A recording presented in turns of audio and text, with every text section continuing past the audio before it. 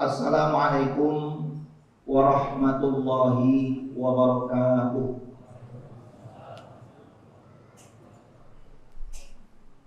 Alhamdulillahi wa kafa, wassalatu wassalamu ala rasulil mustafa wa ala alihi wa sahbihi ahli sidqi wal wafa.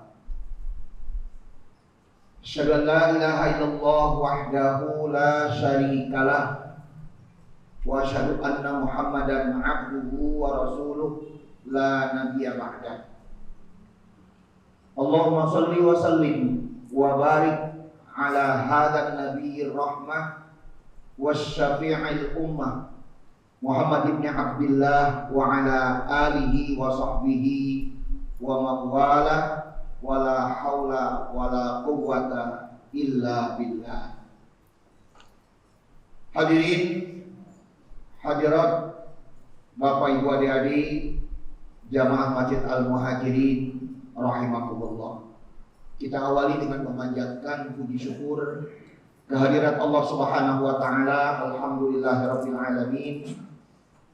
Di malam yang ke-15 ini kita masih diberikan kemampuan oleh Allah Subhanahu wa taala untuk melaksanakan tadi saum yang ke-14, dan kita baru saja melaksanakan sholat Isya berjamaah. Kita berharap dari Allah Subhanahu wa taala seluruh ibadah kita baik yang wajib maupun yang sunnah diridhoi oleh Allah Subhanahu wa taala. Salawat dan salam semoga terlimpah untuk Rasul kita yang terakhir, Nabi kita Muhammad sallallahu alaihi wasallam, dan mudah-mudahan pula terlimpah untuk keluarga Rasulullah, para sahabat, tabi'in, tabi'ut tabi'in, insyaallah termasuk kita sekalian hingga akhir zaman. Tema dari tausiah Ramadan kita malam ini adalah esensi ibadah saum Ramadan. Hadirin jamaah salat tarawih rahimakumullah.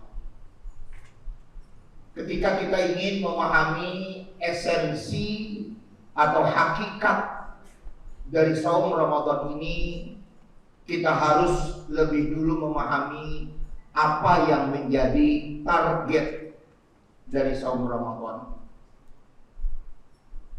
Surat Al-Baqarah di ayat 183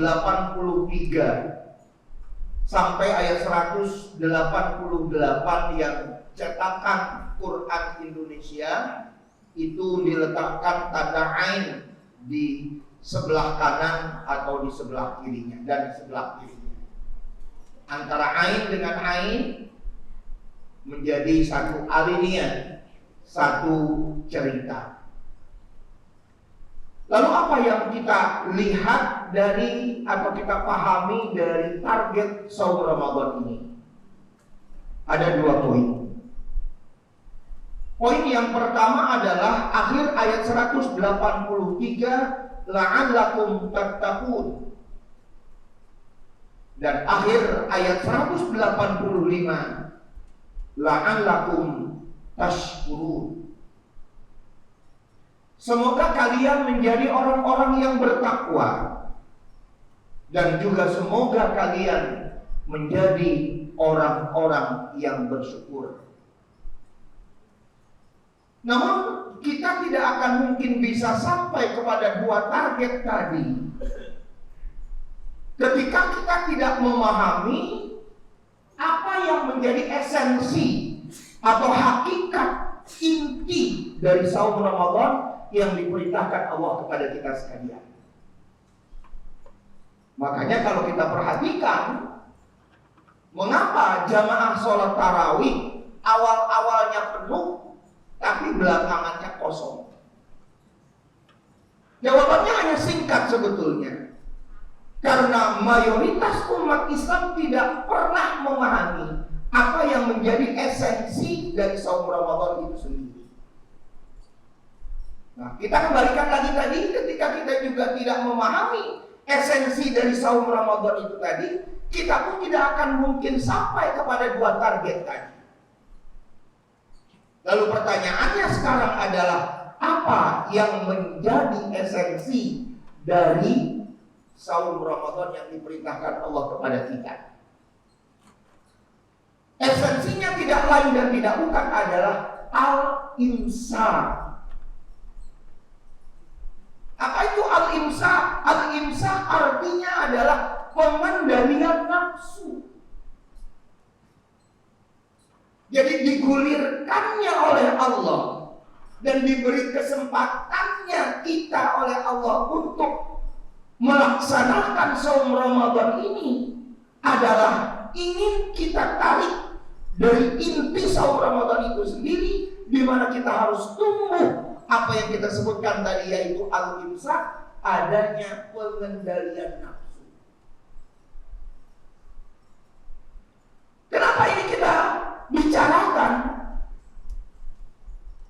Karena manusia, sekali lagi, karena manusia memiliki watak yang namanya, binatang. Jadi manusia ini atau kita semuanya ini memiliki sifat atau watak binatang. Di mana kita memahaminya?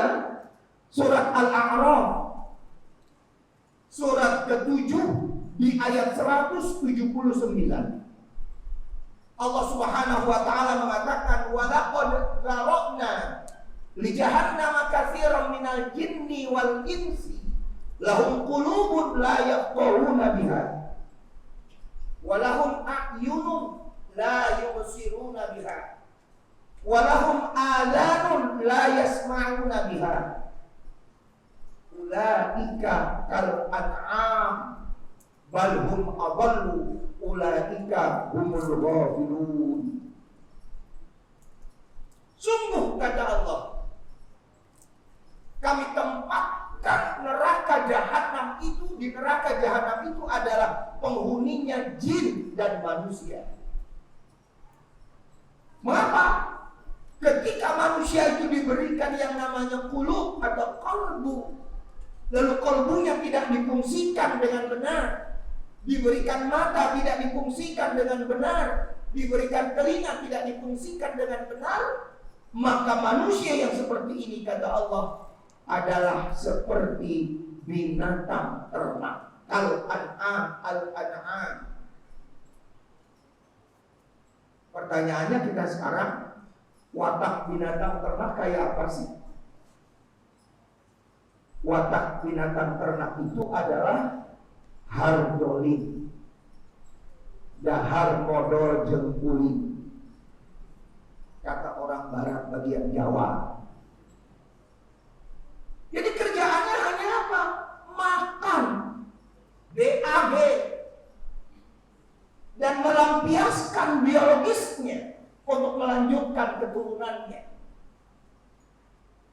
Jadi ketika manusia itu sampai ke taraf yang kita sebutkan tadi al-an'am, maka manusia yang seperti ini, kata Allah Subhanahu wa taala, disebut lagi di dalam Quran surat At-Tin, summa radadnahu asfala safilin. Kemudian kata Allah, kami tempatkan, kami kembalikan manusia itu ke derajat yang paling bawah, derajat yang paling hina. Nah, manusia yang seperti ini disebut sebagai manusia yang mengalami degradasi. Apa itu degradasi? Degradasi itu artinya penurunan mutu. Mutu sebagai manusia itu akan hancur, rendah sekali manusia seperti ini. Kenapa? Karena yang terpikir adalah makan. Makan, dan makan. Maka orang yang sudah kepengennya makan terus dan ingatnya perut, apa yang terjadi Bapak Ibu adik-adik? Kalau di masjid maunya nyender. Tapi saya gak nyinggung Bapak. Maunya nyender karena kekenyangan perutnya. Kalau sudah kekenyangan perutnya, dia akan tunduk, ngantuk. Kalau sudah ngantuk, maunya tidur. Dan kalau sudah tidur, akibatnya apa Bapak Ibu adik-adik? Nggak pernah mau berpikir. Dan orang yang tidak pernah mau berpikir, maka orang itu tidak pernah punya prestasi di dalam hidupnya. Jadi dari sinilah kita memahami mengapa saum Ramadan dihadirkan kepada kita oleh Allah Subhanahu wa taala. Adanya untuk pengendalian makan. Adanya untuk pengendalian yang namanya hubungan seks suami istri dikendalikan. Kita bisa merasakan sendiri makanan kita halal, istri atau suami kita adalah halal, tapi di siang hari dilarang oleh Allah. Kita kendalikan nafsu semuanya itu. Itu gunanya adalah agar kita tidak memperturutkan apa yang kita sebutkan adanya nafsu tersebut. Nah, jadi pantas kalau Allah Subhanahu wa taala memberikan kesempatan kepada kita kembali untuk melaksanakan ibadah saum Ramadan agar diri kita itu diangkat oleh Allah Subhanahu wa taala. Dan ketika kita sudah mampu mengendalikan nafsu ini, maka kita kembali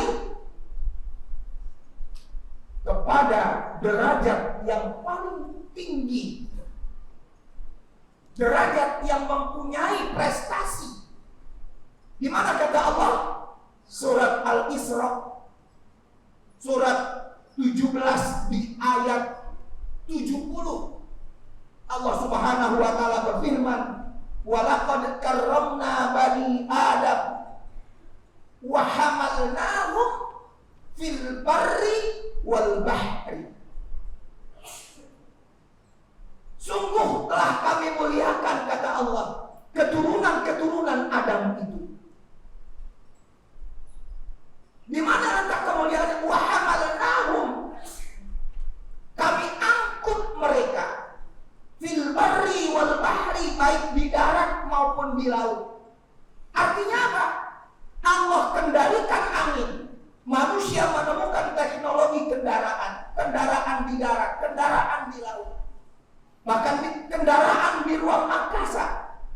Semuanya itu berdasarkan prestasi-prestasi manusia yang mau berpikir. Jadi dari sinilah kita memahami kembali sekali lagi bahwa watak binatang yang ada pada manusia ini harus kita kendalikan dengan adanya saum Ramadan. Kemudian yang kedua adalah yang kita sebut dengan binatang buas, as-sabu'iyah. Tadi al-an'am. Binatang buas. Apa watak binatang buas, Bapak Ibu adik-adik? Watak binatang buas itu mau menang sendiri. Coba aja lihat. Ketika singa berada di lingkungan binatang-binatang yang dianggap lemah, maka dia ingin mengejar, maka dia ingin menerkam. Mau menang sendiri namanya. Mau berkuasa sendiri. Emosional, temperamental. Itu watak dari binatang buas. Maka sifat-sifat ini pun ada, melekat pada diri manusia. Lalu dihadirkan oleh Allah Subhanahu wa taala saum Ramadan dan kita diberikan kesempatan ini. Apa tujuannya? Untuk mengendalikan amarah tersebut. Maka banyak beberapa hadis yang mengatakan, kalau kamu mau masuk surga, kata Rasulullah, la taghdab, jangan kamu marah. La taghdab, jangan kamu marah. Dan sifat pengendalian marah ini kalau sudah tumbuh pada diri kita, barulah kita disebut sebagai orang-orang yang bertakwa. Sekali lagi, kalau pengendalian marah ini sudah ada pada diri kita, maka kita baru disebut sebagai orang-orang bertakwa kepada Allah. Di mana kita lihat ayatnya, surat Ali Imran 133 134 ketika berbicara tentang indikasi dari orang-orang yang bertakwa, wasari'u ila maghfiratin min rabbikum wa jannatin arduha as-samawati wal ard wa'iddat lil muttaqin. Siapa al-muttaqin? Alladzina yunfiquna fis sarra'i wad dharra'i wal kaziminal ghaidh. Kita garis bawahi di sini. Orang yang takwa adalah orang yang kaziminal ghaidh, mampu mengendalikan amarahnya. Nah, dengan apa pengendalian marah itu tadi? Dengan saum Ramadan. Maka Ramadan sama dengan kata al-imsak, yaitu tadi pengendalian nafsu, pengendalian diri. Bapak Ibu adik-adik, tapi ada yang positif dari binatang buas. Apa yang positif dari binatang buas itu? Keberanian. Ketika kita sudah mampu mengendalikan amarah, lalu yang tumbuh adalah keberanian. Nah, keberanian inilah yang menjadi apa? Yang menjadi watak kembali dari orang-orang yang beriman. Maka kalau ada orang yang mengaku dirinya beriman tapi dia pengecut, penakut, tidak berani untuk menyampaikan kebenaran, ini berlawanan dengan apa yang dikatakan oleh Rasulullah dalam sebuah sabdanya, al-mu'min kan-nahlah. Orang beriman itu seperti lebah, orang beriman itu seperti tawon. Jangan main-main dengan tawon. Mengganggu tawon, mengusik tawon, kita akan dikejar, kita akan disemat. Orang beriman pun akan seperti itu. Ketika orang beriman dipermainkan, maka orang beriman akan siap untuk melawan. Maka keberanian yang ada pada manusia yang beriman itu keberanian pada porsinya, keberanian pada tempatnya. Karena orang yang penakut itu sama dengan orang yang tidak dihargai oleh orang lain. Wujuduhu ka'adamihi, keberadaannya sama dengan tidak adanya. Keberadaannya sama dengan tidak adanya. Maka dari sinilah kembali lagi bahwa sifat asy-syaja'ah yang kita sebut tadi, berani membela yang benar, bukan berani membela yang bayar. Maka sifat inilah merupakan sifat dari salah satu orang-orang yang beriman kepada Allah Subhanahu wa ta'ala. Nah, ketika dua poin ini tadi digabungkan antara apa yang kita sebut tadi, berpikir berprestasi dan mempunyai keberanian, maka sesuai dengan apa yang dikatakan lagi oleh Rasulullah SAW, masuklah manusia, apa yang dikatakan oleh Rasulullah, menjadi manusia-manusia yang sebaik-baik manusia. Khairun nas anfa'uhum linnas. Sebaik-baik manusia adalah orang yang bermanfaat untuk lingkungannya, untuk orang lain. Begitulah Rasulullah menyebutkan kalau kita ingin menjadi manusia-manusia yang terbaik. Hadirin jamaah salat tarawih rahimakumullah. Kemudian sebagai target yang kedua, yaitu la'alakum tashkurun wa litukabbirullaha ala ma hadakum wa la'alakum tashkurun. Menjadi orang-orang yang takwa, kita kembalikan kepada apa yang kita dapatkan nanti pada tanggal 1 Syawal. Kita mendapatkan apa yang disebut dengan Idul Fitri. Lalu apa yang disebutkan dengan Fitri? Ada beberapa pengertian di kalangan para ulama untuk memahami tentang fitrah itu sendiri. Kata Fitri, sebagian ulama mengatakan Idul Fitri, yang berarti kembali, Fitri yang berarti sarapan pagi. Sama dengan orang Arab mengatakan futur, breakfast. Jadi Idul Fitri berarti kembali sarapan pagi. Karena kita selama Ramadan tidak sarapan, adanya makan sahur. Tapi kita tidak memahami itu. Yang ingin kita pahami kata-kata fitri itu sebagai wujud dari target la'allakum tashkurun, kita kembalikan ke surat Ar-Rum, surat 30 di ayat 30. Allah berfirman, fa'aqim wajhaka lid-dini hanifa fitratallahi allati fataran nas la tabdila li khalqillah. Maka hadapkanlah dirimu, kata Allah, kepada agama, kepada din yang lurus, hanif. Fitratallah, fitrahnya Allah. Allah berikan kepada manusia ketika Allah menciptakan manusia. Allah berikan kepada manusia. Apa itu yang menjadi fitrah Allah? Minimal 3. Pertama adalah kebenaran. Allah Maha Benar, Al-Haq.